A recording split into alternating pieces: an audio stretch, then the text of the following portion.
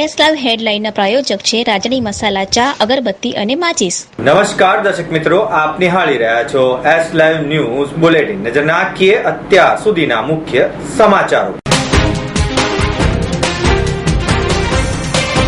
મુખ્યમંત્રી ગ્રામ સડક યોજના દ્વારા રાજ્યના તમામ ગામોને પાકા રસ્તાઓ સાથે જોડવામાં આવશે. સેમસંગે લોન્ચ કર્યું QLED ટીવી.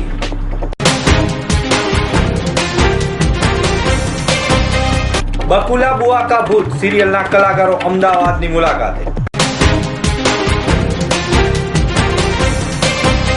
દેગામ રેસિડેન્સીના કલાકારોનું પ્રદર્શન યોજાયું. રફતાના સ્ટારકાસ્ટે અમદાવાદના મિરાજ સિનેમાની લીધી મુલાકાત. एक चुटकी कड़क मीठी सुबह दोपहर शाम रात जाए है राजानी अगरबत्ती महकी सबकी पसंद के मसाले राजानी मसाले जीवन भर का अटूट बंधन. राजानी चाय, अगरबत्ती, मसाला और माचिस. મુખ્યમંત્રી વિજય રૂપાણીએ રાજ્યના પ્રત્યેક ગામને પ્રાથમિક સુવિધાઓથી સંપન્ન આદર્શ ગ્રામ બનાવવા રાજ્ય સરકારે વિકાસ પુરુષાર્થ આદર્યો છે. ગાંધીનગરના મહાત્મા મંદિર ખાતે મુખ્યમંત્રી ગ્રામ સડક યોજના અંતર્ગત યોજાયેલા સરપંચ સંમેલનમાં વિકાસ કામોની ડિજિટલ લોકાર્પણ કરતા મુખ્યમંત્રીએ જણાવ્યું કે ગ્રામ સમૃદ્ધિથી રાજ્ય અને રાષ્ટ્ર સમૃદ્ધ બનાવવાના ધ્યેય સાથે ગુજરાત વિકાસ યાત્રા શરૂ કરી છે. કે સરપંચ એટલે એ ગામનો મુખ્યમંત્રી છે. પ્રજાના સપનાઓ, પ્રજાની આકાંક્ષાઓ એ સરપંચ પૂરું પાડે છે. કે ભાઈ આ નથી ને ઓલું નથી ને રસ્તો નથી ને લાઈટ નથી ને લોકશાહીમાં સાચો પ્રજાનો સેવક એ સરપંચ છે. સરપંચ તો એવી વ્યક્તિ છે કે બધા એને ઓળખે અને આપણું હોય એ જ ઝુકાય. આ સરપંચો એ લોકશાહીમાં આપણા માટે ગૌરવની વાત છે અને મને આનંદ છે. નીતિનભાઈને અભિનંદન આપું છું કે એમના ડિપાર્ટમેન્ટ દ્વારા આજે બધા સરપંચોને બોલાવી અને લોકોને ગમતી યોજના, લોકોને રસ્તા જોઈએ, રસ્તા મળી ગયા એટલે બધું મળી ગયું, આવું જનરલી હોય છે. અને એવે વખતે છૂટા હાથથી રસ્તા આપીને નીતિનભાઈ ગામડાના પાયાના વિકાસના કામો પર ધ્યાન આપ્યું છે.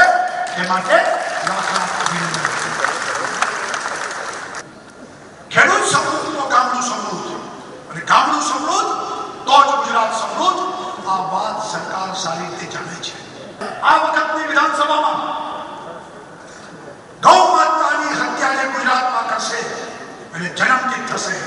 આ કેરળ નથી, આ ગુજરાત છે. મુખ્યમંત્રીએ જણાવ્યું કે મુખ્યમંત્રી ગ્રામ સડક યોજના દ્વારા રાજ્યના તમામ ગામોને 12 માસી પાકા રસ્તાના નેટવર્કથી જોડવા ₹10,000 કરોડનું રાજ્ય સરકારે વિશેષ આયોજન અને આ શ્રેષ્ઠ ગુણવત્તા સાથે નવનિર્મિત 12 માસી પાકા રસ્તા ગામડાની આન બાન અને શાન બનશે. લોકશાહીમાં પ્રજા વિકાસનું પાયાનું કામ કરનાર સરપંચને ખરા અર્થમાં ગ્રામના મુખ્ય મંત્રી તરીકે ગણાવતા મુખ્યમંત્રીએ જણાવ્યું કે પ્રતિષ્ઠાને જાળવી રાખીને જીવન પર્યંત લોકોની સેવા કરવાનું ગૌરવ સરપંચોને પ્રાપ્ત થાય છે. ત્યારે સરપંચ હંમેશા ગામના સર્વાંગી વિકાસની ચિંતા કરવી જોઈએ. આ મહાત્મા ગાંધી, સરદાર પટેલનું ગુજરાત છે. દયાનંદ સરસ્વતીથી માંડી પ્રમુખ સ્વામીના ધર્મ સંસ્કારથી મળતું ગુજરાત છે. અહીં ગૌ, ગંગા અને ગીતા આસ્થાનું કેન્દ્ર છે. એમ સ્પષ્ટતા કરતા મુખ્યમંત્રીએ ઉમેર્યું કે ગૌવંશના જતન દ્વારા કૃષિ અને પશુપાલનને સમૃદ્ધ બનાવવાનું છે અને ગૌ વંશની હત્યા કરવી એ સંસ્કૃતિ, ધર્મ અને દેશ વિરોધી કૃત્ય છે. આ ગુજરાત છે, કેરળ નહીં. ગૌવંશની હત્યાને ગુજરાતમાં સ્થાન નથી અને તેવું મુખ્યમંત્રીએ દ્રઢપણે જણાવ્યું હતું.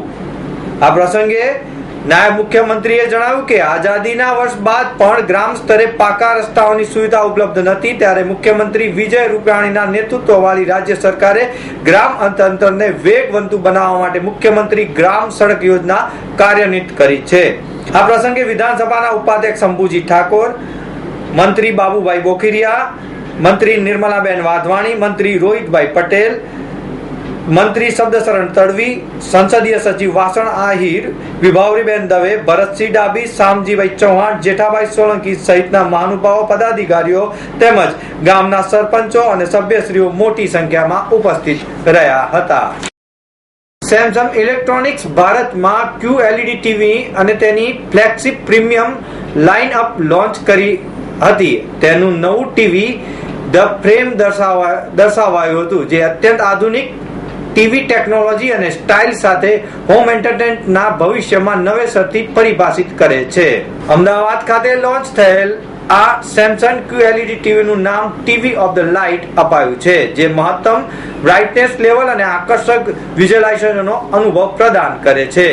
ટેલિવિઝન માટે આ નવા યુગની શરૂઆત છે. લાઇફસ્ટાઇલ ટેલિવિઝન પર ધ્યાન કેન્દ્રિત કરી ભવિષ્યના લિવિંગ રૂમને નવેસરથી પરિભાષિત કરવાનું આ કાર્ય થયું છે. આ સાથે જ ભારતની નંબર 1 ટીવી બ્રાન્ડ બજારમાં તેની લીડરશિપને વધારે મજબૂત કરી રહી છે.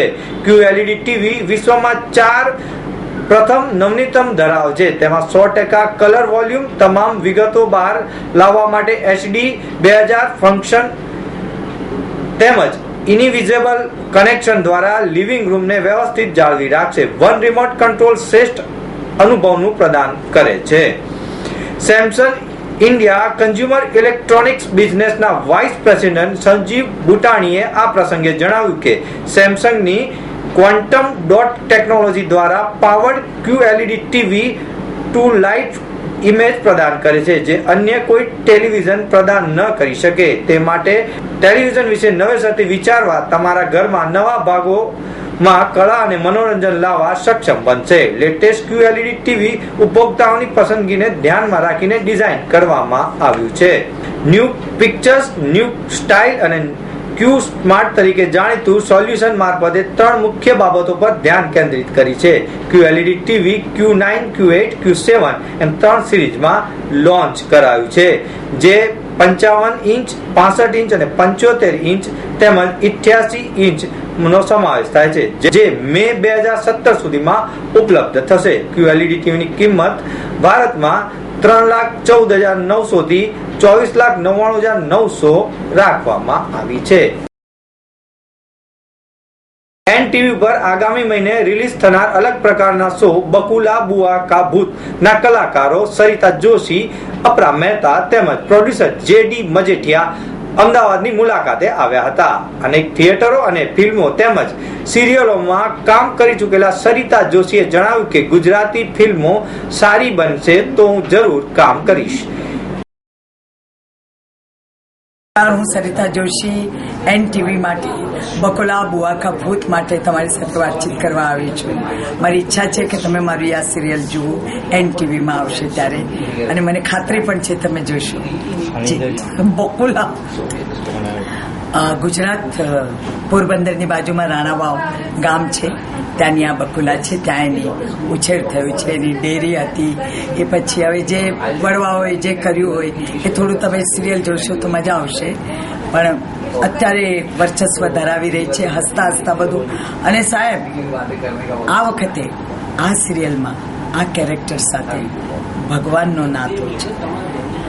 ભગવાન તમને સ્વર્ગનું એક તંત્ર પણ જોવા મળશે વિથ માઇથોલોજી. બકુલા પોતે આ જ આમાં છે, પણ માઇથોલોજી ઉપર સ્વર્ગમાં જાય છે, વાતચીત કરે છે ભગવાન સાથે. એમાં તમને બહુ મજા પડશે એવું મને મજા પડે છે જ્યારે હું કામ કરું છું અને પોતે જ હસું છું. તો મને ખાતરી છે મારા ગુજરાતી પ્રેક્ષકને પણ ગમશે. અને નાટકોમાં જોઈ છે, એ પણ મને ઓળખે છે. હું કોઈ પણ કેરેક્ટર એમ વિચાર્યા વગર નથી કરતી. હેડ્સ ઓફ પ્રોડક્શન પાછો સાથે છે, એટલે હેડ્સ ઓફ પ્રોડક્શનના મારા નાટકો થેન્ક યુ કોકિલા, એકબીજાને ગમતા રહીએ, આ બધા નાટકો સાથે બા બહુ બેબી એમનું છે. આ બકુલા બહુ કાબુ ભૂત BBB, એટલે તમારે બસ બી આજે જોવાનું છે, BBB જોવાનું છે, એટલું યાદ રાખવાનું. એટલે બહુ મજા આવશે. આ કોમેડી અને અપરા મહેતા નાટકોમાં ચાન્સ જ નહીં. હવે પેલી પોતાનું કરે, હું મારું કરે, પણ સાથે સાથે કોકવાર છે ને આવું બધું કરવા મળી છે. અનાયાસે એક સરસ જોડી થઈ ગઈ છે. અને સાસુઓ નહીં સાહેબ, નણંદ ભોજાઈ તમે થોડા થોડા થાવ વરણાગી, ભાભી તમે થોડા થોડા થાવ વરણાગી. આ નણંદ જે પ્રેમથી બોલે ને તો આયા છે ને એને મારે કે ચોટી આખો તૈયાર થઈને કહે છે શરમ નથી આવતી, તન છોકરા એના છોકરા, તમે લોકો લવમાંથી જ ઊંચા નથી આવતા. એના ભાઈને પણ વળતી હોય છે જ્યારે જો ત્યારે અહીંયા કરતો હોય છે બેશરમો. અરે આમને આમ કરશો ને ત્રણ भागना बदले 4 हिस्से करने पड़ेंगे इस उम्र में भी. बेशरम जब देखो हाँ करती रहती और फिर उसको कुछ बोलूंगी तो यहाँ लगता है यहाँ लगता है बहुत लगता है. આવું તો એનું ચાલતું હોય છે. તો આ જોવાની બહુ મજા આવશે.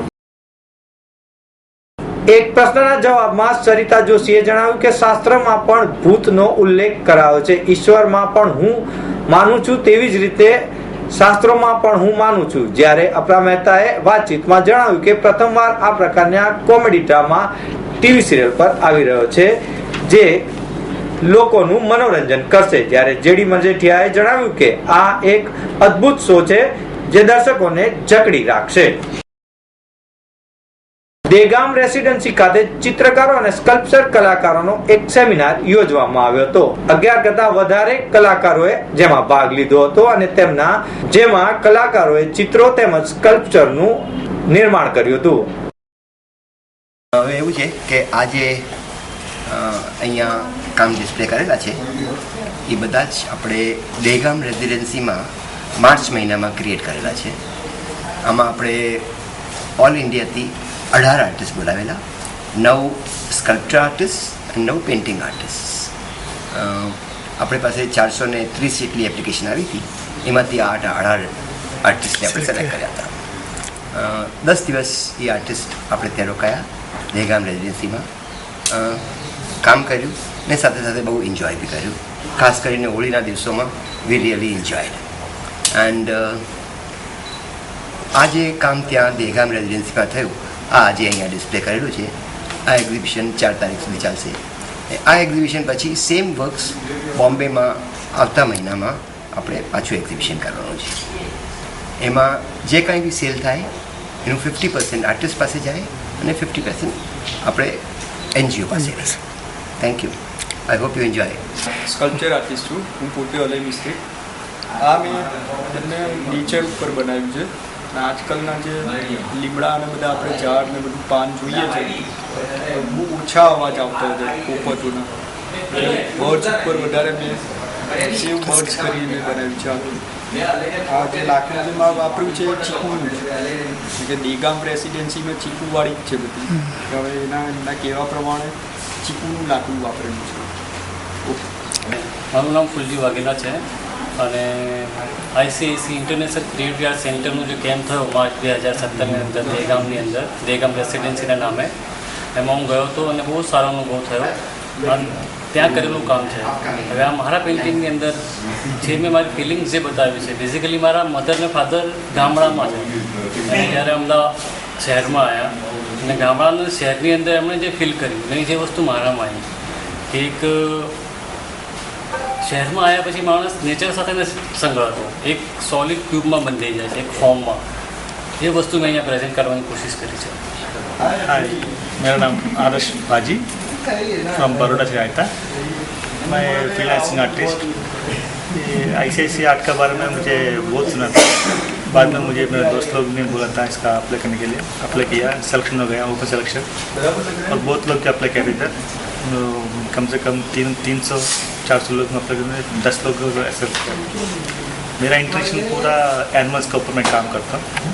मेरा मीडियम चारकोल ऑन कैनवस, ये मेरा काम है. काम एनिमल्स का, हमारा सराउंडर्स का, इसका एटमॉस्फेयर, इसका अटैचमेंट, इसके बारे में मैं काम करता हूँ. આ કૃતિઓનું અમદાવાદની ગુફા આર્ટ ગેલેરી ખાતે તાજેતરમાં પ્રદર્શન યોજાયું છે. આ પ્રદર્શન 4 જૂન સુધી ખુલ્લું રહેશે. ભારતની અગ્રણી ફિલ્મ પ્રદર્શન શ્રેણી મિરાજે અમદાવાદ ખાતે બોલિવૂડની અપકમિંગ એક્શન ફિલ્મ રફતાબના સ્ટારકાસ્ટનું હોસ્ટ બન્યું હતું. ત્યારે આ પ્રસંગે ફિલ્મ સ્ટારકાસ્ટ સુશાંત સિંહ રાજપૂત અને કીર્તિ સેને ખાસ મિરાજ સિનેમા ખાતે આયોજિત કાર્યક્રમમાં ઉપસ્થિત રહ્યા હતા. પોતાની ફિલ્મને પ્રમોટ કરવા માટે અમદાવાદ મિરાજ સિનેમા ખાતે આવેલા ફિલ્મ કલાકારે આ પ્રસંગે ઉપસ્થિત રહેલા મીડિયા તેમજ અન્ય લોકો સાથે વાતચીત કરી હતી અને ઉત્સાહિત બન્યા હતા. મીડિયા સાથેની વાતચીતમાં સુશાંત સિંહે જણાવ્યું કે હું આ રોમેન્ટિક થ્રિલર ફિલ્મમાં એક સુપર હીરોના કિરદાર નિભાવી રહ્યો છું, ત્યારે મને ખૂબ જ ખુશી અને લાગણીનો અનુભવ છે.